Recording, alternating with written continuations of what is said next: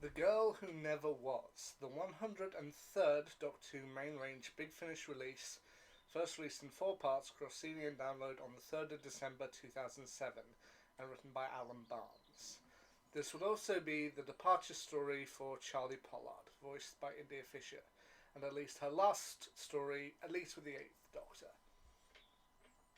So, following the end of the previous story, Absolution, Charley tells the Doctor, played by Paul McGann, that she wishes to be taken home, that she can't deal with the Doctor's coldness over Keris's death and how he's just so willing to push it aside, just believing that they're now back to normal. So the Doctor agrees and tries at least to return her to Singapore in 1931. However, something ends up going wrong with the TARDIS, and they instead end up in Singapore on New Year's Eve 2007, to which Charley, played by India Fisher, isn't necessarily best pleased with this. But she tells the Doctor to basically allow her to walk away just from the entire adventure, and she doesn't want to end on bad terms, but she just can't see him because it would bring back bad memories. She ends up checking into a hotel where she ends up meeting an Australian smuggler named Byron, voiced by Danny Webb, who offers to take her to his boat. And she figures, as long as I keep out of trouble, and as I said, she isn't keen on the Doctor taking her to 2007, as she believes he thinks that taking her back to 1931 will disturb the web of time, but she thinks if I stay out of trouble, then I should be fine. However, the Doctor ends up catching up to them, and while Charley isn't immediately pleased, she quickly grows grateful for the Doctor's reappearance when Byron ends up pulling a gun on them. However, the Doctor is able to disable them, and Charley agrees to stay with him for one more adventure while they find out what caused the TARDIS to go off course. They end up following the source of the disturbance to 2008 and a ship called the SS Batavia. However, an error with the HADS aboard the TARDIS, that's either the Hostile Action Displacement System or the Hostile Action Dispersal System, can't remember which at this point in time, it ends up separating them, with Charley ending up aboard the SS Batavia in 1942 and the Doctor ending up aboard it in 2008. While aboard it, they meet a group of smugglers, and in 2008, the Doctor also ends up meeting up with Byron once again and his mother, Miss Charley Pollard, voiced by Anna Massey, which causes the Doctor to immediately grow somewhat suspicious, especially since Charley in this case doesn't seem to remember him or doesn't seem to recognise his adventures. Meanwhile, in 1942, Charley ends up meeting up with the crew of the SS Batavia, as well as several passengers, including a woman named Madeline Fairweather, played by Amanda Root, as well as another one of Byron's. And we'll get to that. We'll get to that in a minute. However, it's not all plain sailing, because one, they need to figure out what caused the SS Batavia to seemingly go missing in 1942, and then they discover that the ship is being boarded by pirates. But not your average pirates, not just your smugglers, Cybermen, voiced once again by Nicholas Briggs. So it's up to the Doctor and Charley in two various points in time to try and figure out what's going on and stop the Cybermen. Cybermen first want to board the ship to try and get rid of its cargo, which is a hefty amount of gold, which according to cyber law from previous Doctor Who stories, it can be fatal to some breeds of Cybermen.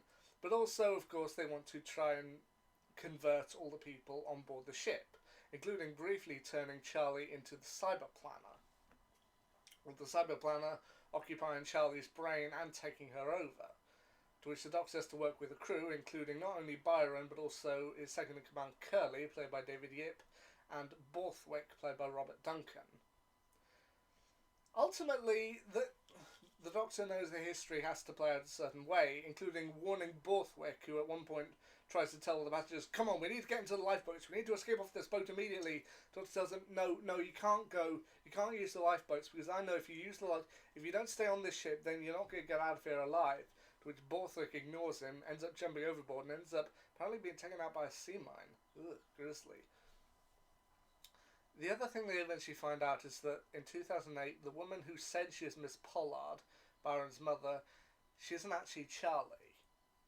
It's eventually revealed that this is actually an elderly Madeline Fairweather, and that due to an accident and due to amnesia from what happened to her in 1942, she now believed that she was Charley. But eventually they do manage to sort everything out. They do manage to defeat the Cybermen and get away scot-free, with Charley even briefly considering rejoining the Doctor for adventures, until they're suddenly once again confronted by a cyberized Byron, who insists that the Doctor take him to remains of the ship in the year 500,002, to which Charley is able to defeat Byron and hold him off using rust that they used aboard the SS Batavia in order to detain the Cybermen.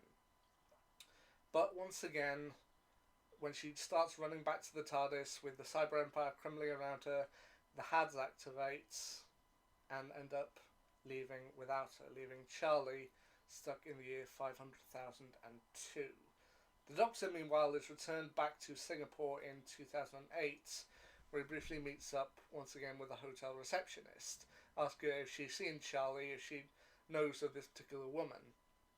Which, after realising that this man's the Doctor, the hotel receptionist hands the Doctor a letter from Charley, telling the Doctor, I believe the letter was previously written at the start of the adventure when she just wanted to leave on good terms, saying that they won't ever see each other again and that ultimately that's for the best. She tells the Doctor she was the girl who never was. Think of her fondly, but that's it. To which, when the hotel receptionist asks if the Doctor is alright, is there anything she can do, the Doctor just tells her, you as a hotel receptionist should know better than anyone. Eventually, everybody leaves. Now, Charley would actually return for further Big Finish stories, and eventually team up with the Sixth Doctor, starting with the story The Condemned. But in terms of her first set of adventures with the Eighth Doctor, this was it. This was the end of Charley Pollard's story. I'm thinking at some point I may do a ranking list of my top 10 or my top 5 Charley Pollard stories in Doctor Who Big Finish, but for the time being, this was the end of her story. And you know what? It's cold, but at the same time, it does feel right. And apparently India Fisher loved that this was written by Alan Barnes, who I believe wrote her first story, Storm Warning. So, the man who brought her into Doctor Who's world, being the man to ultimately take her out, that feels right. And that's the end of Charley Pollard, as I said, at least with the Eighth Doctor for now. And as I said, it's quite a harsh story, but at the same time, I think it works for her. Anyway, until my next Big Finish adventure, see ya.